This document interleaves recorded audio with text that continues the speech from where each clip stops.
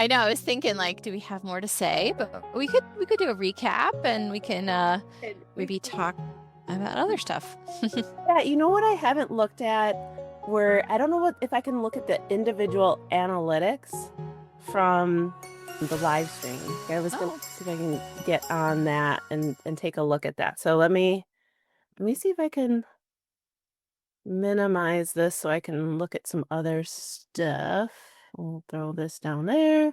Let me see if I can get into my YouTube channel. I did you listen to any of it back? I Like, haven't. Have you had a chance to listen to any of it? so last night, yes, we were talking. Actually, we were talking about Keegan's boat. That remember when we heard them at the finish? Oh yeah.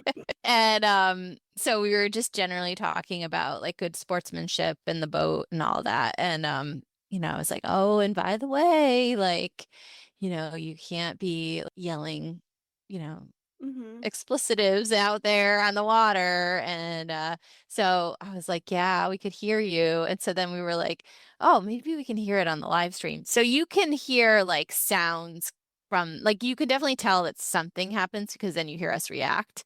Oh, Um, but you can't hear the but actual. no, Okay. but I'm pretty sure the way Keegan reacted, he's like, I don't remember. And I'm sure he wasn't, and just knowing Keegan, I'm sure he wasn't the one, but he's not one to like rat out who did it either. So not that I was looking for him to tell me, but I was just like, yeah, you can't really. I think it was, I mean, worse would be when you're like yelling that at another boat, right? Like Yeah. that's when they really do crack down on that on the water for the like what the officials do. Um, but I think from what we saw, it was like, oh my God, that was really long and hard. And I'm just gonna let it out. Yeah. Yeah. I mean, head races are like that, Yeah. like when you're done with it, you're just like, why do we do this to ourselves? The same idea as like running like I've never ran a marathon, but I've ran half marathons. And then at the end of the half marathon, you're just kind of like, you finally stop and you're just like, what did I just do? Like, and like the excitement of being done. And so it's okay. Hmm. It's okay. Yeah. Yeah. So I'm taking a look at the video analytics. It says this video has gotten 81 views since it was published. Um, Nice. it's had 6.6 watch hours. Oh, that's 6.6 watch hours after it was published because it ran for I forget how long it Like was, 7 hours. 7 hours. Yeah. Still sounds like absolutely wild in my head, like that we Yeah. and one additional subscriber since we finished it. However, I had less than I think I had like 170 Hmm. subscribers and now I'm up to like 201. So Cool. definitely boosted my subscribership doing it. It says there were how your audience engaged with your live stream. There were 48 chat messages, and there were 14 reactions, so 14 like likes. How many viewers were watching your live stream? At the peak, it was 32 viewers, and on average, it was 16 viewers. The most, there was 31 about 6 hours in. So like that last from hour 5, you can see like the viewership like peaks up. It really starts to climb. About 2 hours in is when we hit our first peak at 24 people, like exactly at 2 hours. So I don't know what races were happening about 2 hours in, but that was enough to kind of get everybody excited. And then it kind of drifted down to 9 viewers about 3 hours in. And I think that was probably when the break happened. Hmm. And then it steadily climbed until it hit the peak at 31 at about 6 hours in, and then finished off with just 4 viewers at the very end. I'm gonna guess the peak at the end is probably when the college races were happening because it seemed like that was a lot of the chat was, people that were commenting about college rowers they were looking for or knew or yeah. Yeah, that was super neat. That like Yeah. there were people who commented from, I think there was someone from California, right? Hmm. Yeah, a grandma in Australia who was watching, and then someone in Florida, and then there were a couple other like just East Coast people who had some type of connection to, I think, to your team, right? There are a couple people that So, you knew when they typed in. So yeah, yeah, definitely. So, I mean, we definitely didn't advertise a whole lot, but looking back, if, and we had advertised that link, we, it might have been a little confusing because, we started on that link that, and who knew? And I don't know how we could have done it differently because we still don't know what happened with that original no, like link. you would think, I mean, it was early in the morning and there weren't a lot of people like there. So you would Yeah. that there, as far as bandwidth and that kind of thing, we were using a hotspot. And we started it and it just pooped out. And we Yeah. and like the video stopped and all the people dropped off and so we had to start a new link, which actually turned out just fine. So average viewer duration was 10 minutes.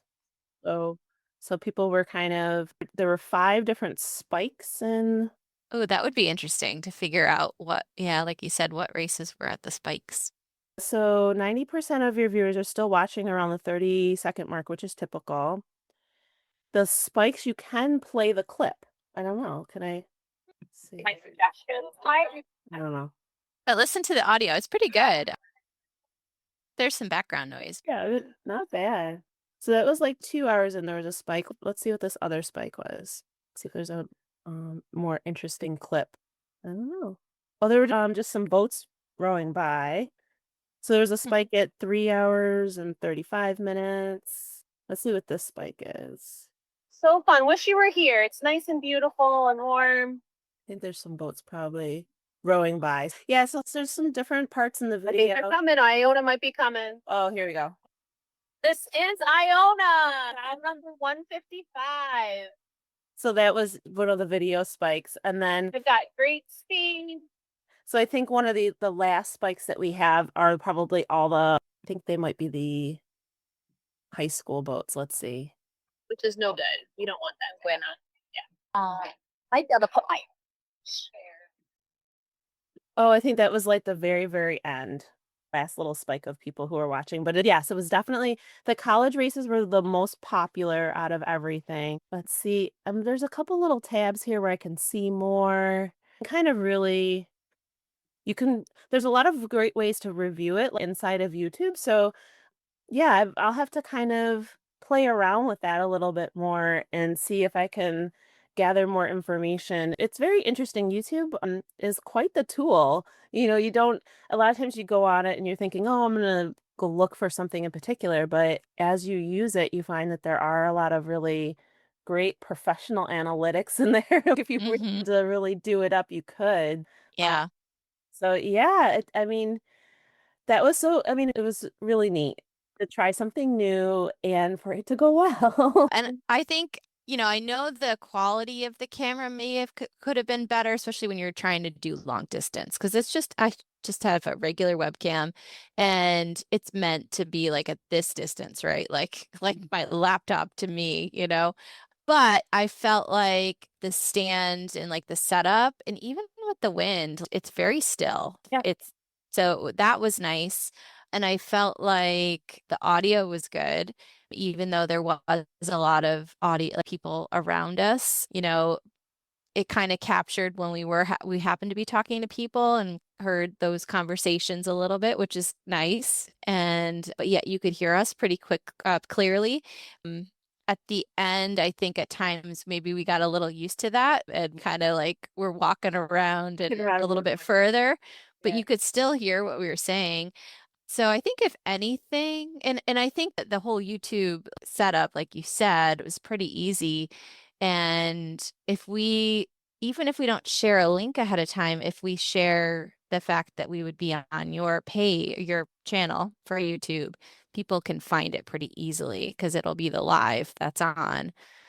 So yeah, Yeah, I'd say we could do it again. And I think it would work out really well. So Mhm. I don't know. So maybe pull the plug. I don't know if you guys are going to be out here. Maybe we could do a little.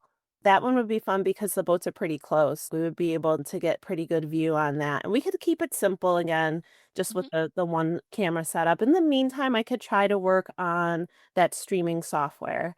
There's like a streaming software that you can get so you can do multiple views and you can add captions to the bottom, and it really turns your computer into one of those control board systems because I had asked my son about doing the live stream, and they have like a traditional broadcasting setup. So when they have multiple cameras, I guess they have like a board that links all that together, and then you have to have a control board where you're switching between them. Sure. Um, Yeah. there's a lot of softwares now that kind of act like that, so Mhm. which is pretty neat. Yeah, so moving onwards and upwards. So you guys don't race this week. No, you have your marathon, right? No. Not this Okay. weekend. We were supposed to do the tail of fish, but the coaches didn't really feel like there was a lot of competition that made sense once they had the sign up. So they're taking a break this weekend. And then after that, we have our marathon row on Saturday. We hopefully will be planning some kind of a team kind of like meeting, goal setting meeting, I think. Oh. So the board knows, but I don't know if anyone else on the team knows that. So surprise. At this point, hopefully you know about it. So we have to get that organized. Let's see what else. Then the Charles. So that'll be a busy weekend. Again, no official word on who's in that Charles boat. There's an official, I guess they know for sure that it's just going to be the girls Cox Squad for Shen. So the boys did not get off the wait list. I guess they determined that pretty quickly after the scratches are due. And then if there's enough scratches, then they, send out people who are on the wait list invitations that they can do it. But we didn't get any extra entries in, so it's just going to be the girls. So fingers crossed still. We don't know for sure. Hopefully we find out soon. And then I'll be rowing on Saturday. I found out I'm in 2 seat. And it was very cool to see the lineup. I didn't know if I would know anybody, but then when I was looking at, let me see, I'm not sure. Did you get the email that she sent with the lineup? No, I don't think I'm. All right, so let me go through the lineup, and hopefully everybody is able to still come. I know there's been a lot of, like, the reason why I'm in it is because a lot of people who wanted to do it ended up having conflicts. Let's hope everybody else is going to stay in there and everything works out with your schedules. But we have a range from graduation years from, let's see, 87 Yeah. to, what's the newest? So somebody got their JD in 07. But they also got their bachelor's in 05. So it looks like it's probably this core group that rode, I'm going to guess, between 04 and 05 because there's a few 2005 graduates in this boat, including Caitlin, who you hope probably will have already heard the episode from Caitlin. So we've got Casey Hansen. Oh, another Hansen. All McAndrew, and she graduated in 2005. She's in stroke seat. Lisa Hansen, who you've already heard from. Yeah. She graduated in 99. She's in 7 seat. Michelle Swatch, Mike Skanowski, hopefully, that she got her bachelor's in 2005 and her JD in 2007. She's 6 seat. Sarah Sheffer Corona. Do you remember Sarah? Because I think she may have been a freshman when I was a senior, because that would make sense. She's a 2004 graduate, so I remember Sarah. Okay. She's 5 seat. 4 seat is Kelly Spoto LaRue, and she graduated in 2005. I definitely remember seeing her name. So I feel like maybe she was a captain or something. Maybe they did a lot of like media day or something. I remember her name. And Caitlin Logue Rush, she was 2005, 3 seat. So she'll be sitting in front of me. I'm in 2 seat. I graduated in 2001. And Carol Flaherty, who got her JD in 87. So she's in bow. And then right now we have Kara Burns, who's our coxswain, not a UB graduate, which is allowed in this category. They checked, but she was a D1 coxswain at Iowa State and she was a 23 grad. So I'm sure she has some kind of connection with somebody. So that sounds good. Hopefully she's done this course before or she's confident in her brushing up and getting tutored on it, but an experienced coxswain. So that's exciting. I'm really looking forward to it. I put on my workout clothes this morning because I really need to start getting a few more days of workouts in. I was kind of getting used to just a few days with either getting on the water with the masters, which is I feel like our practices are getting kind of shorter and shorter as it's pretty much dark by the time we get out there. So we do row in the dark, but we don't row very long. So I'm going to do some more erging and some more running, I think, just to supplement. But I'll be careful, Adrien. I won't overdo it because Well, that's the big risk. it's so hard, like, because you're just like, you're someone who works out, so like so you'll just say, oh yeah, I'm just gonna add a couple extra miles here, a couple extra miles there. I'm gonna do, instead of doing 5K, I'm gonna do 10K on the erg, and like, and then it kind of just adds up. So only 10 to 20% more than you were doing the previous week is going to be in the safe range. You can push it to 20, but anything above 20% in the research study, 20 to 30%, or anything above 30%, you're really at risk for injuring yourself. So All right. Duly keep it noted. keep it easy.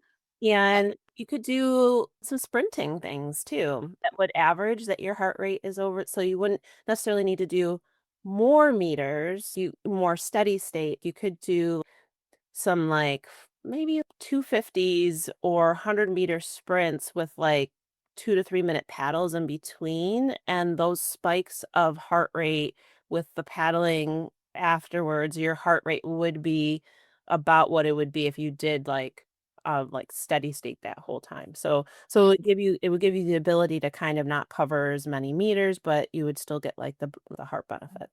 So you Okay. so like put a little sprint work in there What instead do of you, okay, sorry, go ahead. good. How do you feel about kind of alternating, going from like maybe doing 1,000 meters on the erg and then going like around the block and then getting back on the erg just to do like a little bit of alternating? Would that be good? Yeah, that would be great, just so that you're not doing all the meters on the erg and stressing your body that way. Just using different muscle groups. The running would be weight bearing, and it's just a different dynamic. But the energy expenditure between running and rowing at the same intensity is the same. So the heart Okay. benefit's the same. So if you got on the erg and you did like 1,000 meters at pressure, and then you went out and you ran at a moderate pace, the Mhm. expenditure and the benefit to your heart would be about even, but the muscular stress would be a little bit different. So Okay. going to give you a little bit of a break from putting so much on your body in a rowing sense. So Yeah. Yeah, that's what I was thinking. I was a little worried about like I've been rowing on the water more than anything else.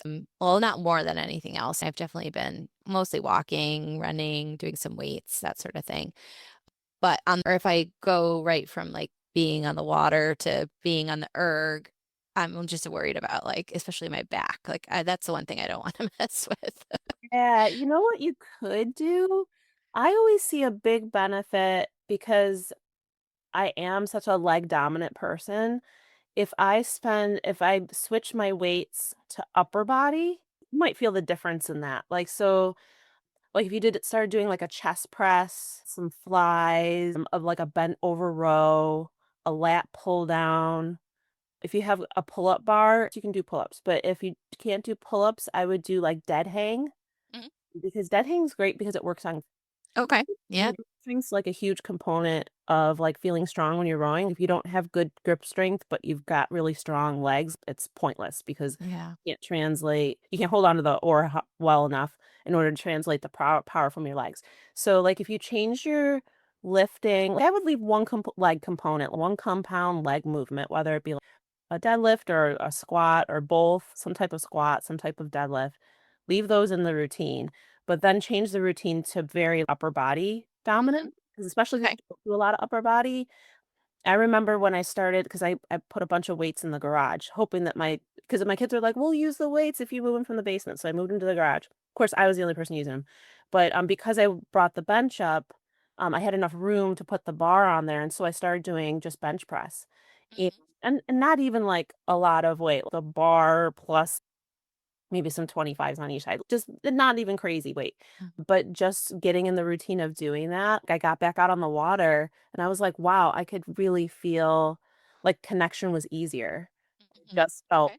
stronger that way. So I tend to avoid my upper body. Girls tend to be the opposite of men. Their legs are so strong and it feels so good to like move weight with our legs that Mhm. like we do the opposite of guys. Guys don't like to move weight with their legs. So their upper bodies are out like this. And then like whereas like girls, I feel like we're the other way around. Like we're like we can work the lower body like crazy. I mean, like how many times you'd see on Instagram somebody squatting or front squat, a girl front squatting or cleaning and pressing or doing like, deadlift or something like with a lot of weight. A lot of times you don't see a girl on a bench press trying to show off her bench press. Unless that's just the videos I see, it's just like all these like compound lower body movements that kind of flow into my feed. But if you spend a little bit of time on your upper body, that might give you more bang for your buck than getting on the erg more. Okay. All right. Hey, I'd prefer to do that actually, but Yeah, yeah. after Adrian said Yeah, I would, and like, so you've got this week, the week, and the week after that, right? So you got yeah. Yep. 3 weeks. If you did 3 weeks, and now, anecdotal advice, don't follow this and then get mad at me because it doesn't work. If you did 3 weeks with like the last workout being kind of like, so that maybe be, if you did 3 weeks, 3 days a week, so Monday, Hmm. Wednesday, Friday, which would be a lot. I mean, like we did every other day. Because research shows if you just do 2 days a week, you can make changes, but you're trying to make changes in a relatively short period of time. So you're just gonna need just a touch more volume. So if you did Monday, Wednesday, Friday, Monday, Wednesday, Friday, Monday, Wednesday, and then didn't do anything the last Thursday, Friday, and then you row on Saturday, Hmm. you could do the goal is always to get about 10 sets of that exercise, like that muscle group. That muscle group Hmm. will be affected 10 sets over the week. So Okay. if you're doing it 3 days a week, you could do 3 sets, 3 sets, 4 sets, or just to make sure that you're covering everything, you can go 4 sets, 4 sets, 4 sets. And then, so like when I say like muscle group, so like say you're doing like a bicep exercise, you don't have to do the same bicep exercise all 3 days, but you have to do a bicep biased exercise. So whether you're going to do a preacher curl, which is the one where your arms are a little bit more forward, or you're going to do like a bicep curl and press, or you're going to do kind of like a bicep curl where like you're either rotated out or you do some type of hold mid range. Like some people just do Mm. lower range, lower range, lower range, and then do upper range, upper range, upper range. You do something like that. So then you can kind of be like bicep, tricep, pec, Excellent. I'm writing these down. bicep, tricep, pecs. You could do lats, try to catch the lats. Hmm. Um, and I mean, you could do like upper trap too, and then you could do like What upper about shoulder? shoulder. I mean, you could do like a lateral raise, you could do a front raise, you could do What's the um Arnold? Was that shoulder? Arnold is like the And curl to press. so what is the press? Is that Like an overhead, yeah, like overhead press would be it would be like upper trap, it would be a little bit of like deltoid, you get a little bit of because you're pressing little bit of tricep. It's like a combination. You could do an upright row. That oh, I love those. would be upper trap. A bent over row would be all like your scap stabilizers. So that would be helpful. As a warm up, you could do like rotator cuff type stuff, banded and like external rotation, like pull aparts. I think like just warming up the shoulder, like those rotator cuff like pull aparts, the diagonals. If you get your diagonals, you'll get Ooh, a rotator cuff too. Um, If you pull apart and you pulse and you raise, you can get serratus, which is like a scapular stabilizer. So that's okay. warm up one for the shoulder. You can go into goalposts with just weights and work on your rotation, and that's a good shoulder warm up. I like to take a dowel and just go all the way over and I back. love those. Oh, that feels so good. So I would get Yeah. those just, I mean, because if you're gonna be doing all this pec dominant stuff or like upper body dominant Yep. stuff, a good corner stretch is phenomenal. So you get into like goalpost and you stand in a corner and you can do this position, you go up into the Y to get like a different portion, and then down here to get pec minor. So you kind of stand in the corner and then pull your body through a Okay. that'll open up the front of your chest and keep that open. Everybody tends to be tight in the front and like long and weak in the back. Yeah. any exercises that pull you out and in here Yep. would be helpful. Don't forget, like, a little bit of thoracic mobility too, where you take a foam roller and you roll over it and do a little bit of, like, extension, like, open that up. People tend to like, I have Mhm. that rounded back thing going from Yes. right now, so I'm getting over the foam roller and just being I always say be gentle with yourself, like, and you can use some people if you have, like, a folding chair that's low enough and you can rotate over it, sometimes that's really helpful just to kind of open up that thoracic range. Um I do this other exercise where I have people put their elbow in between their knees and then rotate and Ooh. open, and that's a really great one. I have one lady, she's like, "I do that on the toilet every morning." 'Cause she puts her That feels good. in between her knees. You put the other hand on your low back, like, so reach behind you and put your other hand on your low back, and then try to open up shoulder and look up towards the sky. That's a That really feels good good. one. Like, thoracic rotation, if you can open that up, it allows extension to happen. So, like, those vertebrae kinda sit with, like, they have a spinous process that kinda angles down, and so they don't like to extend if you haven't opened them up a little bit, so then they'll slide down each other. Otherwise, they're too tight and too squished to each other, and then you try to extend, it feels really kind of like you're stuck. So if you start with, like, a rotation first just to open up the mobility, then extension kind of opens up a little bit for you. So Can those you do that from, like, a hang too? If you hang on the pull-up bar and just kinda let your weight Yeah, hang and if you twist? hang and then you kinda add a little bit of, Oh, that like cervical extension and open up the back and kinda pull the body through the shoulder blades. okay. That will kinda open that up. Like, so if you've got, like, a pull-up bar at the house you can kinda hang from, that's a good way to just kinda open up the shoulder, Mhm, especially, like, if you haven't been open like that. I don't mhm. use that. I need to get my pull-up bar It out. sounds good. I wanna go down and do it, like, any minute now. Yeah, yeah, like, I think that would probably give you the most bang for your buck, like, Mhm, adding a little bit of strength, and then, I mean, because your rowing's how to row, and then the endurance piece of it is probably still there, like, I think, like, we tend to maintain our endurance pretty well, it's just the power, and when we don't have strength, it's hard mhm. to use the power, so the Yeah. strong you'll probably feel a lot better from doing the strength work than, the endurance work at this point. That'll give you more bang for your buck and increase a little bit of protein, do a little extra Mhm. protein. Do like a little protein shake after you're done exercising, so you got some extra protein floating around in your system so that you can build a little bit of muscle from doing all this stuff. But I keep it simple, keep it an amount of time and a number of exercises that you can actually get through. Yeah. You know, Well, I time is, something I had just haven't had a lot of lately, so um, oh, you could mhm, add push up too. Or mhm, I'll do, like, the downed up dog. Like, mhm. you just kind of go like, say you do 20 or 30 of those in a row every morning. If I can string together 30 days where I do that, I can tell the difference in my shoulders and in my arms. It's really just amazing if you just move your body weight around Mm, constantly, how much difference it can make. So, I would add that in the morning if you can do 20 yeah. down up dogs, with some movement, that will really be helpful. Thank you. Oh, that was a little, strengthening moment here. No, it's good. Right. Yeah, I mean, I did get some, workouts from, the group that's organizing the Head of the Charles, so I think I've got a lot to work with, but I promise I won't overdo it, but I love all of the opening up the back because, yes, the more I row, I was watching myself on the live at one point, I do tend to come in on myself, and that's the thing with rowing, you gotta it I remember when Hannah first started, I'm like, "Oh, her posture is so nice," and now she's starting to get a little more hunched over, and, it's just something that it's hard to avoid, and you really have to, like, work on it and stretch and, because it's easy to get all tight and, that force kinda pulls you in this way. Yeah.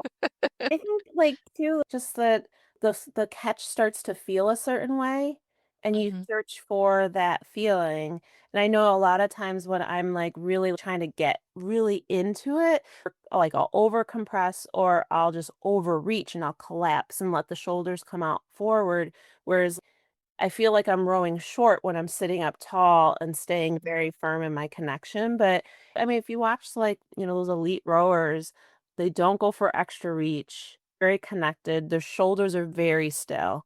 That's like a telltale sign that you're like, you know what you're doing because Mhm. they get up there and they don't like, you can watch a lot of rowers get like this as they come up to the catch. An elite rower will get up there and they'll be locked. And like it'll look Mhm. like this, and then like into the finish.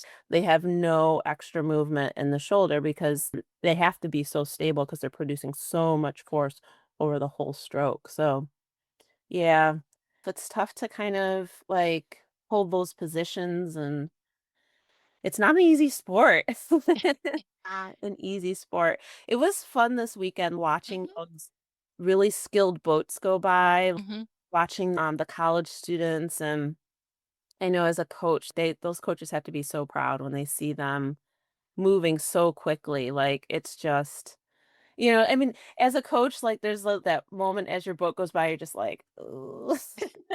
There's that, and then there's just like, yep, I made that happen. They look good because we worked on all of this, that, and the other thing. Yeah. There's like as you watch boats, because we watch so many boats, Yeah. confidence. Like there's just like Yeah. it's not just about the rowing. It's about being very crisp and confident in what you're Mhm. doing and no looseness, no franticness, no yeah. There's something about when you're really moving the boat, that there's a confidence in that. You don't see a boat that's not confident moving quickly. Yeah. You know what I mean? Sure.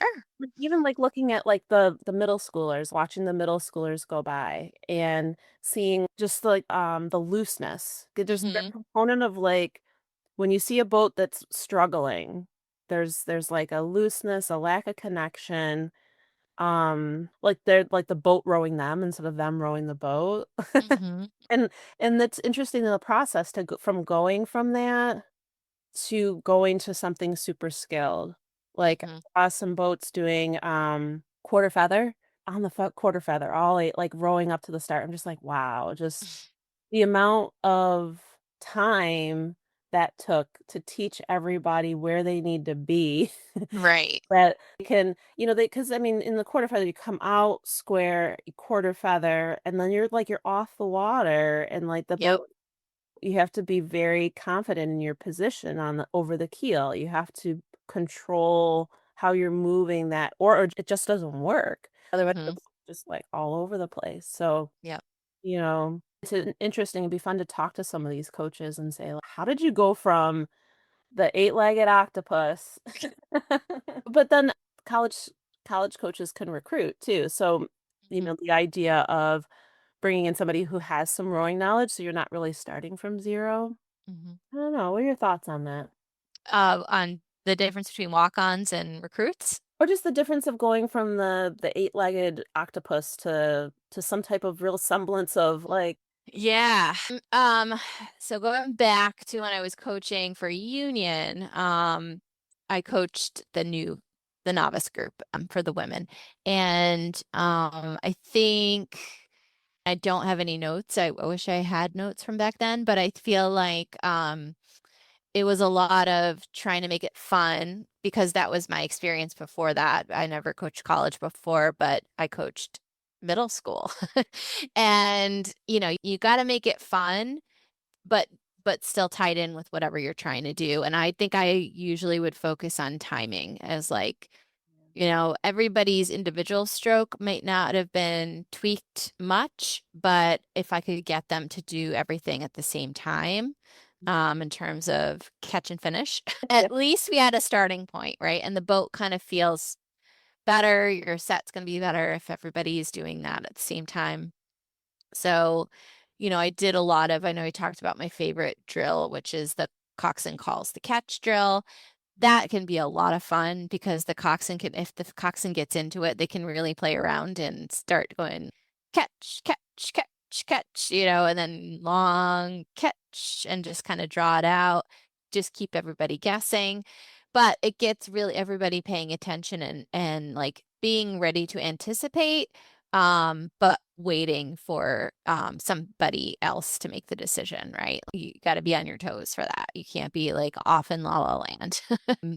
And yeah, I think it's just I think routine also, like you're going to see that I think at most places that there's a routine for once you get on the water, that you probably might have to wait for your coach to catch up to your group, but you got to kind of get out there and wait because everybody else has got to get on the dock and then off the dock. So whatever the typical routine is to get to that meeting point, ours in our boathouse is the power lines are just off. Like once you launch, they're far enough away that you're not in the way of crews that are launching, but everybody can kind of still see you. You can sit there and wait and kind of, it's wide enough where you can have a few boats waiting. So to get there, we usually do either the full boat, we'll just row some strokes slightly to get to that point, or we'll start our pick drill. And it's funny because we have some coaches, I don't know if I've ever figured out who does what, but some coaches do the reverse pick drill and some do regular pick drill and mix it up. In terms of when they say reverse, they mean the regular pick drill. So it's a little odd that I don't know if somebody learned it backwards once and that's how they teach it, or maybe one of our coaches coached out in California. Maybe they call the reverse the regular pick. Not really sure. So we always clarify. We kind of alternate coaches too. So we kind of have to figure out based on who's out with us. But and then even after that, we have our current coach tends to like to do, well, both coaches like to do a series of pick drills that full boat pick, half boat pick drills. Then we'll do full boat, a series of pause drills, starting double pause at the finish, pause it, arms and bodies away. And then there'll be like 20 strokes of that. That goes right into 20 strokes of cut the cake. That goes right into 20 strokes of full no drill, just regular rowing for 20 strokes. So I think the more that you do that, everybody knows what to expect. It becomes routine. You get used to it. And then then whatever the workout is the new thing for the day. And then just kind of finishing off a lot of times. I don't know if you've done this, but I know it was really popular with the kids and the masters too. At the end of practice, whatever you're doing, you throw in, hard 10, hard 20, whatever, and then let it fly. And then you just kind of try and set the boat. And then sometimes we'll do like a series of those at the end of practice if we have a couple extra minutes. So yeah, I think that's it. I think, because it blends in with when you learn, you're going to learn from repetition, right? And you're going to learn, like, if you're doing the same thing over and over again with a similar group of people, you're going to get better at it. And, but you got to have fun too. So I agree. I think that the repetition helps. And it's funny when you talk about pick drill and reverse pick. There's a lot of particulars, like, because I like doing both. I usually start with regular pick. So regular pick starting at the finish, arms only. So if I say regular pick, or I'm like going to say just let's do the pick drill, I'm talking about building the recovery. And then I explain the reverse pick as building the drive. So I like to build the recovery first, and we'll build the drive. It's funny because I've been working with like a lot of different teams. It's always trying to figure out, where do you usually start from? In my mind, what makes sense to me is if we're doing a drill, we're going to start from the finish. And the reason being is just it's a drill. So it's going to be something that's slow. It's going to be something that requires thought. So we're going to start from the finish. If I say all 8 catch blades squared and buried, we're doing a piece. Yeah. That's like always how like as a coach would do it. The other thing is, like, I know it's controversial, but I learned, do you flip your blade to back it? Ooh, I love this question. I've done both. So Oh my goodness. I think so if I had to have an answer, I'm gonna have to go with what I'm gonna do in my single, right? Because that's like bringing it home. Because I think doing either way in an 8 is totally fine and works. So I could go either way. In a single, I'm not flipping my blade around to back. What? No. Really? What? You do? Do. Oh my God, no. No. Oh I my gosh. And the only reason I do this is as a coach or as someone who like every once in a while coxes. If someone flips their blade, I know their intention is to back. okay. If they don't, and I've given the call, and it's just kind of like, what are they gonna do with it? So I always flip it. I always taught like because I learned it that way. I don't know, is Mm-hmm. that a Canadian thing to flip your blade when you back? Because sometimes I just blame all the things, weird things I learn about rowing from learning in Buffalo, which is basically Canadian rowing. So I wouldn't know. I mean, that's a great question. I would love to hear other people's opinions, but we'll have to start I asking feel lots of yeah. questions. That you know what? The next time we do a live stream and go to a regatta, we're gonna keep an eye out and see when people turn, which because that's the other thing, right? Turning a boat around. There's so many ways to do it. I am a flip your blade, arms only.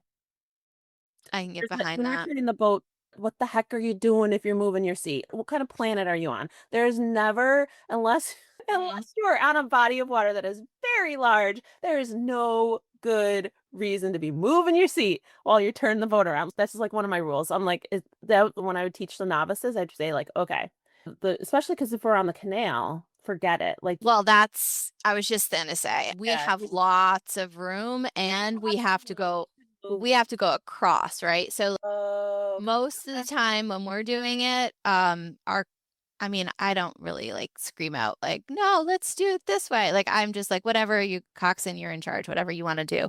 And most of the time they've been doing like okay, we're like this. So they'll do, ports check, starboard's row.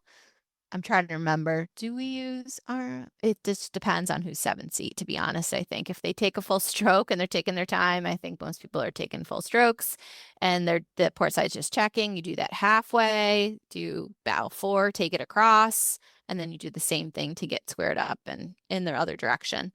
Um, my favorite way is the pick turn Okay. because it's an illusion that you're just doing up downs, Yeah. but you're doing just the slight movement of backing and rowing at the same time, and it just looks so awesome. Clean. Yeah. So when I was coaching, I would want my kids to get up to the start and look like they knew what they were doing. So Yeah. it's always like no more than arms. And if I Mhm. could get them just to do the picking to turn the boat, because Yeah. in race situations, usually you only have a small amount of space to Yeah. turn. And you Mhm. potentially need to turn quickly, especially if it's a head race. You can Yeah. get up to the top of a head race and your bow number, whatever, and the bow number you need to get in between is like right here. So it's like on a boat here, and you've got to get in there. So you need to chop, chop, chop, chop, chop, turn and get where you need to be. Now, the problem comes when those novices are like, in the eight and we're taking the big tractor trailer turn. So we're on the Genesee, which is a little bit wider than the canal, but not much. And when there's Mhm. traffic, you need to spin in a circle basically and then move to where you need to go. So yeah, I flip my blade. I even do it the single when I'm turning myself around. I do the little egg beater kind of like, so one's always flat on the water and I just kind of, but I do flip it. I might try it next time. I just feel like I don't know. I feel like maybe I would. I Yeah, don't know. like once I get my hands going, like Yeah, I don't even have to think about it. It just happens. So give it a try. Give it a I'll try. give it a try. Yeah. But like I said, I like to see, especially as a coach, I like to be able to be like, oh, they're backing. Yeah. They heard me. They're gonna be turning the boat because I see all the blades flip. I'm like, oh, okay, they're gonna be turning the boat around. Great. They heard what I said. If they don't, like I said, I guessed for a lot of teams, so I don't necessarily push it anymore. But I think that the other thing I would worry about is doing that at the start, right? Because then you get it's like an extra movement to turn it around, and it's a like if you're already in the right position and you're just kind of like pushing instead of pulling, you can easily just if you're in the middle of getting your point, and then all of a sudden they're like, "Oh, see, back it a little," and it's like do I turn it around or just give it a little push as a Art blocks, it would make a bigger difference. yeah. Mm. It's a great debate. It's a great debate because Yeah. but then if the blade is flipped, then the ref will know too. Uh, You yeah. know? Like, I mean, so yeah, I don't know. I don't know. I don't know. I always teach it that way. I don't know why I learned it that way. Because I mean that and calling Buffalo we call the boats motorboats. And when I watched and I said that, people were laughing at me. So I had to learn how to say launch. I'll say motorboat to parents, because I realize that, especially newer parents probably might not know what I mean when if I say launch. Yeah. I try and throw in some other words. And like some crews like to start from body prep. The body prep, what is that? Just like So basically you're sitting up? so that's basically arms and body. I don't know. 'Cause Okay. I think we learned arms and body. I don't think we use the word body prep. I think I don't remember that term. yeah, so Yeah. but maybe body prep is like a Rochester thing. I don't know. But like a lot of the crews around here love to start from body prep. I'm kind of like, nah. I'm like, what is that all about? Like like I said, if we're doing a drill, I'm gonna have you sit like because there's something about the finish. Blade Mhm. buried, squared, sitting up tall, and that moment where you have to like exit, feather, keep your body still, like the boat's not moving. So I feel like it teaches you the importance of the finish. If you're starting from the finish and you take the blade out of the water and the boat's all like that, eventually, if you start from the finish, you learn, oh, geez, I better really pay attention to how I take this blade out of the water because the boat's going to go all over the place if I don't. But a lot of teams, they want to start from body prep, which is fine. I mean, some teams like to start, like at half slide and almost do like a start. So they're like at half slide, the blade is buried. They'll take that half stroke, another half stroke, and then they'll go up to full, which is nice. I mean, like if you're teaching in small boats, maybe that helps with just, getting the boat moving before you really cause them to like have to like really work. But like I said, my general rule was if we're doing a drill, we'll start from the finish. If we're doing like a timed piece or something like that, we're gonna start from the full catch blade Yeah. buried. So We will start from what we call the release sometimes, and that's just at the finish, but your blade is not in the water. It's just kind of sitting there, mm, feathered, which is just kind of nice because I feel like we're always waiting for somebody, like the coach will say, okay, we're going to get started. Everybody sit at the finish. They may say sit at the finish, but we kind of typically do, if we specify, it's the release. So again, you're just kind of sitting there setting the boat so you're not buried. Um, and oh, okay. I got to change my foot stretcher. Like, okay, or the coxswain's like, wait a minute, how many are we doing? Are we doing pausing at the finish? And then it's like, okay. So then you're not sitting at the finish blades and blades buried is much better than sitting at the catch blades buried for an extended time. Same thing with if we do legs only for too long, I'm even on the erg or on the water, I'm like, can we please move on? yeah. It is such an uncomfortable position to do for like more than, I mean, I'm going to say more than 10 strokes. 20, I'm at my limit. Let's move on. So when the coxswain either loses their count or waiting for like the coach to say, okay, add your backs. I'm like, oh, finally. I agree with that. Too much legs only, and yeah, I'm kind of cooked. The one thing I do say, I don't know if I made this term up. Sit easy. Yeah, no, we Is say that a that. real term? Because like a lot of times I have to explain it to people. Oh, okay. I'm like, okay, just sit easy. And like to me, sit easy is legs are down, you're not in the finish. Arms are kind of like if you're sculling, you're nested and you're easy. Like the arms are out and you're kind of upright. That's like kind of like a sit easy position to me. In sweep, it would be similar. It gets like upright with the oar controlled. And it might even Yeah. be like you have your hand on the oar either way to like sit easy would be something that the person who's not in could do while everybody else is rowing when you're rowing by fours or pairs or whatever. So you could sit easy so that you're putting pressure on the oar so it's hitting the water. But I don't know if when you say sit easy, is it like arms away and you're in the layback or like I mean if you I think sit easy's just like It reminds me of in the army how they say at ease when they're standing like at attention and they say at ease and they just kind of, I mean, they're still standing, but they just kind of look a little more comfortable.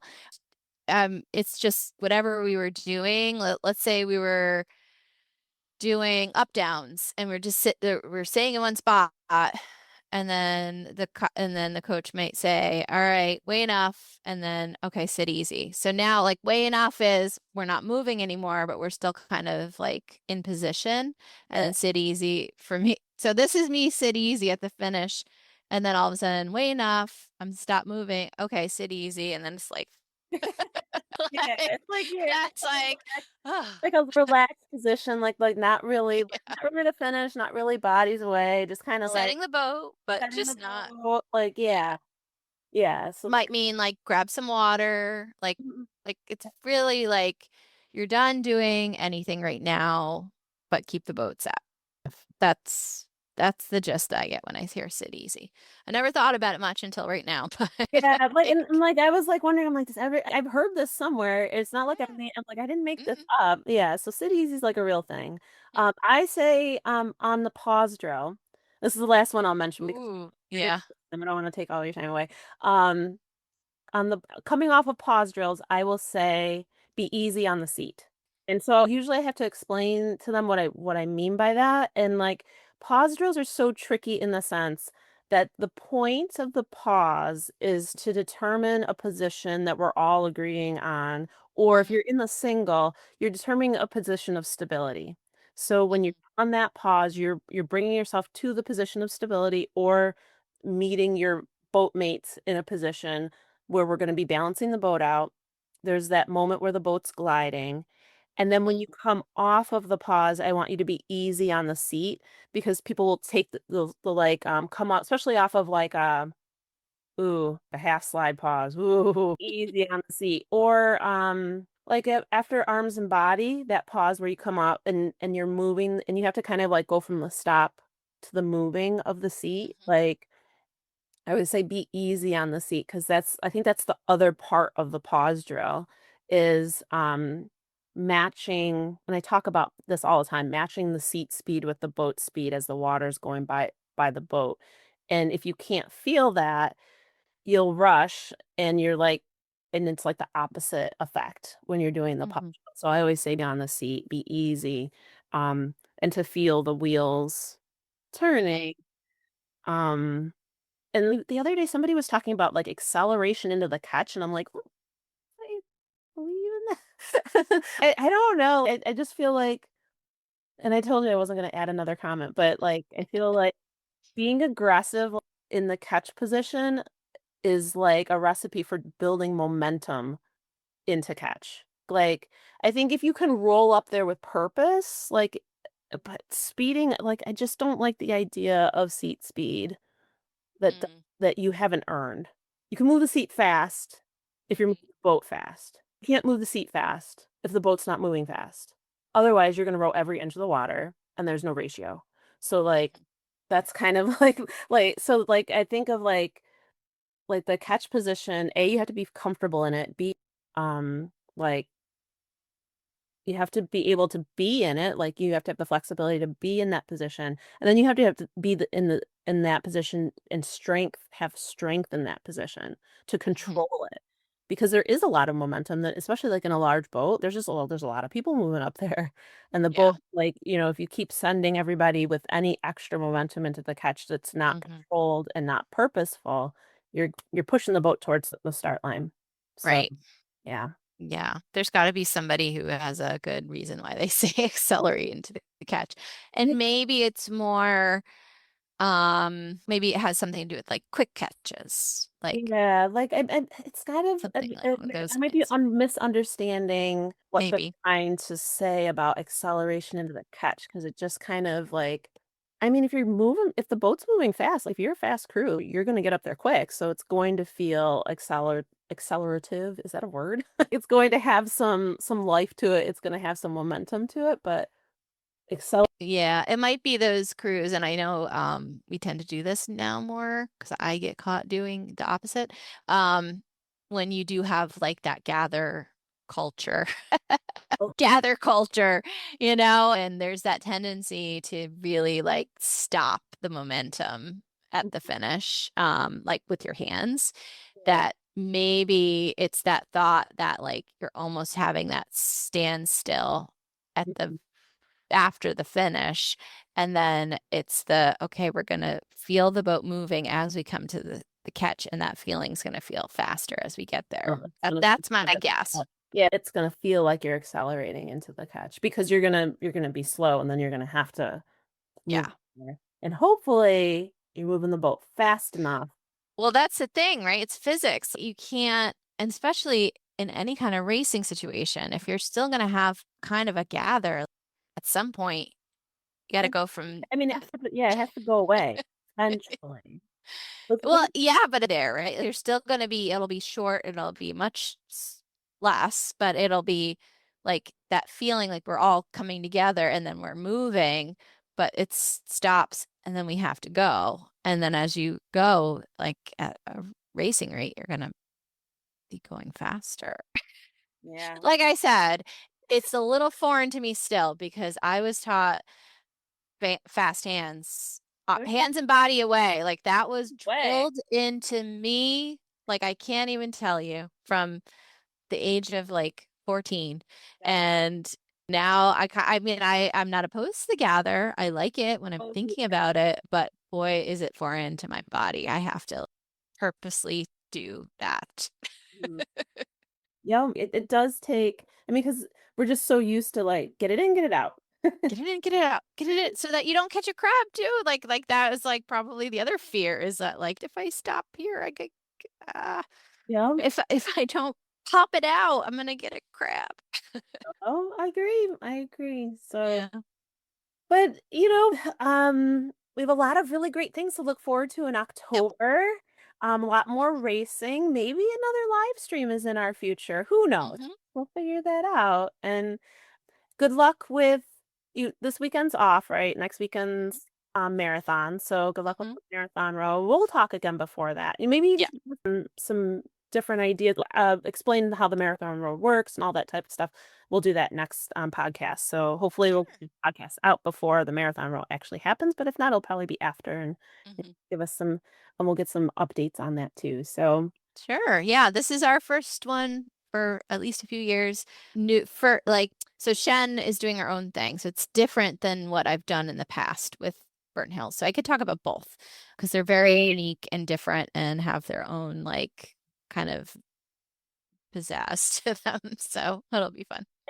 All right, Adrien, have a great day, have a great week. And if you're listening right now and you haven't taken a look at the live stream, it's on Rowing on the Square on YouTube. If you, in the search bar, if you go with the little @ sign, Rowing on the Square, you'll pull up the channel much faster. YouTube, I don't know why when you type in Rowing on the Square, because I have the only channel that has that name, it pulls up everybody's video of Rowing on the Square before it shows you my channel. So if you type @Rowing on the Square, all one word, it'll pull it up and you can check out the live stream and kind of fast forward through it, find your boats and enjoy. So thanks everybody for everything. And if you want to come on the podcast, let us know and we will coordinate that, and you can tell us your rowing stories and we can become better rowing friends. So sounds good. All right. Bye.